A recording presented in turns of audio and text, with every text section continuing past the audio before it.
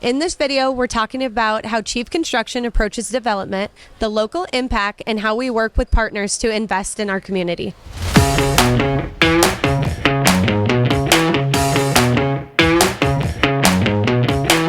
So Roger, this year is the 70th anniversary for Chief Construction.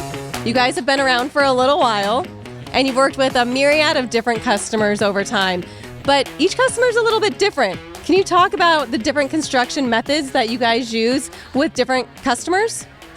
Chief Construction started out a long time ago, at 70 years ago, as a design build contractor, and a bid contractor, and that has kind of transformed over the years with the market and the clientele and that stuff. So right now we are primarily the delivery method that is most popular these days is a construction management delivery method, and that comprises about 70% of our business. We still do a lot of design build with our own architectural design team, in which we do the architectural and engineering underneath a construction contract, and so that's about 30% to 35% of our business, and we do 5% of the old design bid build, was just when you bid it out against other contractors and that. And so the market's really transformed because the customers want more and more information. They want to be a part of the more decisions, and that has that's why the construction management delivery method is so important and so prevalent today. And I know you guys have done a lot of the design build method, which is kind of what Chief Construction originally started doing. What is that comprised of, and why is that different for Chief Construction than maybe other construction firms? We have our own architectural team underneath our umbrella, and we bundle the architectural services with our construction services. And so then that way we know, and we work with the different subcontractors what they're going to need on the drawings, rather than just draw a huge set of drawings and then let the subcontractors and suppliers go through that in a 1,000-page spec book. And so we limit and the information to just what they need, and so you don't have a bunch of extra content, because that causes confusions and errors. And you mentioned earlier that the construction management is the most popular right now method that you guys are using because it allows them to see more information about the project. What are some of those pieces of information that they are able to see, and how does it make it more transparent?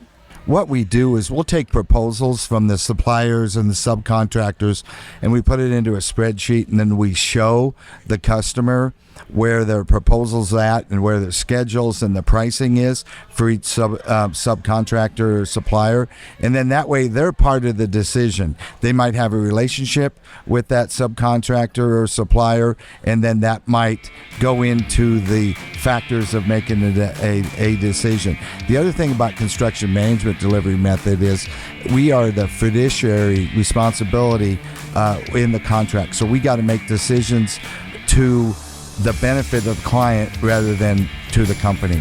And so that, your ethics have got to be top notch, and honesty and your transparency, like you said, you got to format it so they're a part of the team.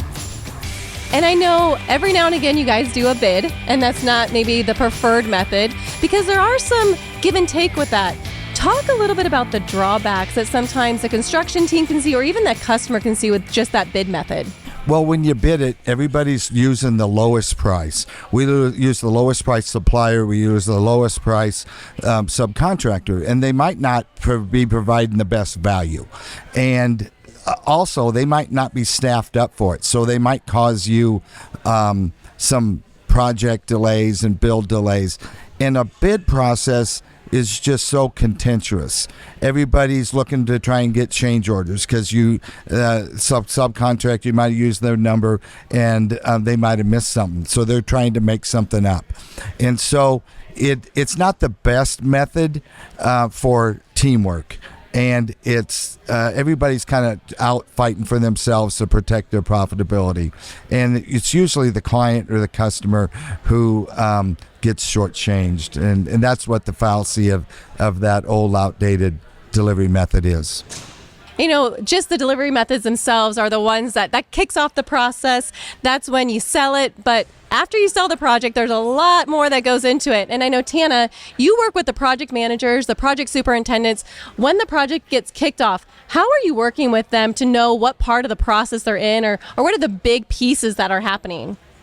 Our team is pretty close-knit, and I try to kind of touch base with each of our project managers every single week to see what the status is of their project, what milestones we're about to hit, because I really want to tell the story from beginning to end and everything in between, because these clients are putting a big dollar amount into these buildings, and I want to make it so they can tell the story of how that building was made for years to come.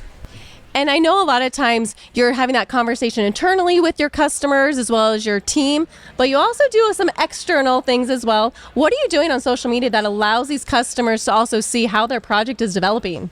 I work really closely with our videographer, Brian Ganuzzi, and we kind of like to start right when the project is at the groundbreaking to getting the final shots after the punch list and everything in between.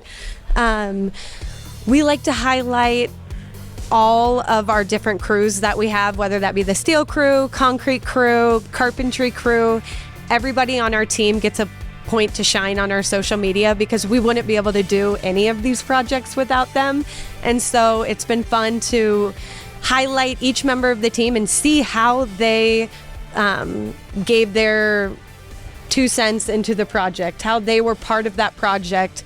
Once the project is completed, they can go back and say, you know what, look at this video. This is the exact part that I did on the project.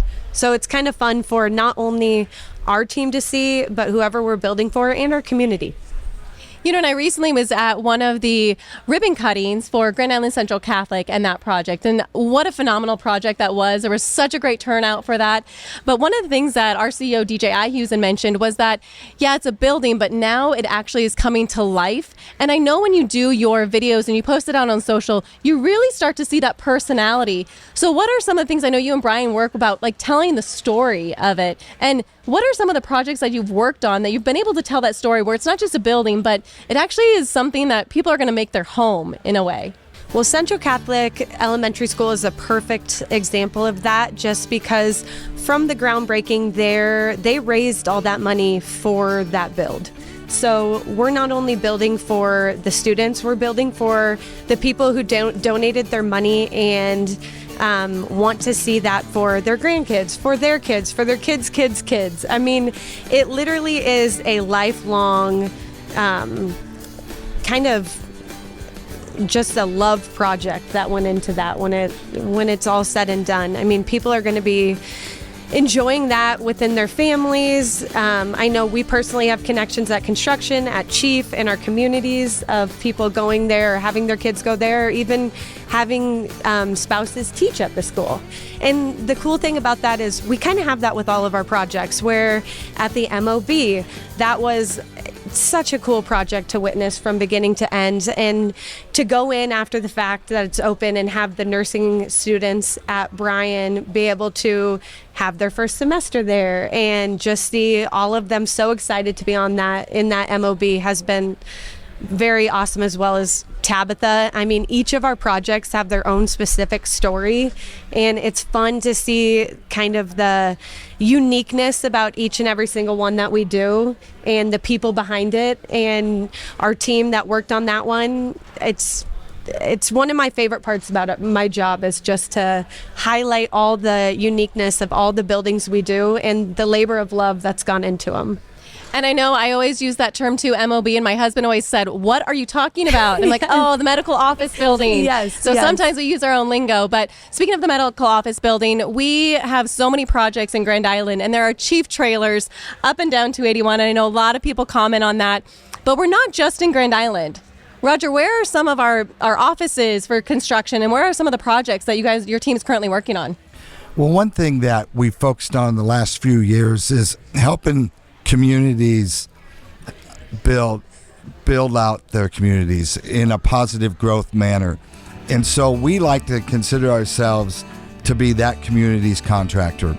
And so in doing so, we believe that you have to have a good presence there, whether it's been philanthropically, community support, part of the city, part of the charity organizations, and that. So we've got a construction office in Hastings that we opened up last year. It's in downtown Hastings. We've got our office in Lincoln, which is down in the rail yard in the West Haymarket. Of course, we've got Kearney. We've been there for quite a long time, but we're moving to a new office location in Kearney. We're going down on the UNK campus on their University Village side of campus in the Regional Engagement Center. It's a beautiful building, one of the best, nicest Class A office buildings in the Tri-City. And then we just opened up a North Platte office. And so we're down on the south part of North Platte, where we've got 300 acres to develop, and we're going to headquarter that with our construction services and our development services. And of course, then we've been in Grand Island for 70 years, built a new office there about 7 years ago out on West Highway 30. Really proud of that building.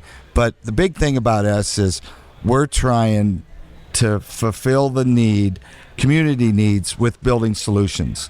And that might be a development component that we bring investors or chief to the table, or anything we can do for like a build a suit for a client or a customer, and really trying to help these communities. Because in rural Nebraska, there hasn't been a lot of development. There hasn't been a lot of investment. And so we're trying to teach them how to invest in their own communities. And doing so in investment grade buildings and high quality buildings is something that I think we've excelled at over the last decade. Yeah, we really see Chief Blanket across the state from North Platte. I know there's even some rumors about Omaha, but I know that Chief is just we're a community partner, and we really want to build with them. So I think it's really exciting to see where Chief Construction is going, and knowing that we already have a really strong presence in so many different communities. Yeah, one thing, if you come up on South Highway 281, you'll see we started on the Wildwood Business Park, the 90 acres down there, and we're doing the Murphy tractor build where they are on 13 acres. And then you go another half mile north, and we're building the new Starbucks in Grand Island, building the new Spring Hill Suites by Marriott, and then also the Chief corporate headquarters. And that's all on the Prairie Commons development. And in the design phase right now, we've got a branch bank for Pinnacle Bank, another financial institution, Equitable Bank, that we'll be starting construction on here in the next few months. And then in the next few months, another 3-story, 66,000 square foot medical office building right there on Prairie Commons. So then if you go another half mile north, then we've got the Titan Machinery project that we're building. That's about 80,000 square feet, a wonderful facility. It's kind of their trophy dealership, since it's right next to the Case New Holland plant. And so they want to really showcase that in their prime dealership. Then you go another couple miles north, and we've got the Conestoga Marketplace repurposing, where we've been, and that's for the last year. And we've built out a lot of the outdoor retail space, and we're doing the pad site for Target, and we're proud to say that we're 6 months ahead of schedule on that. And so we're delivering the Target pad site to them about 6 months early, and you'll see that get started construction for the new Target store here next month. Then if you go a little bit further north, we're working with White Lotus Group, a developer out of Omaha, for the repurposing of the Liberty campus, which is the old veterans home. And I forgot to mention, but Woodsonia is the developer on the Conestoga Marketplace. And we're also working with Woodsonia and the city on the Good Life District, which is up by the Eagle Scout Park and Lake.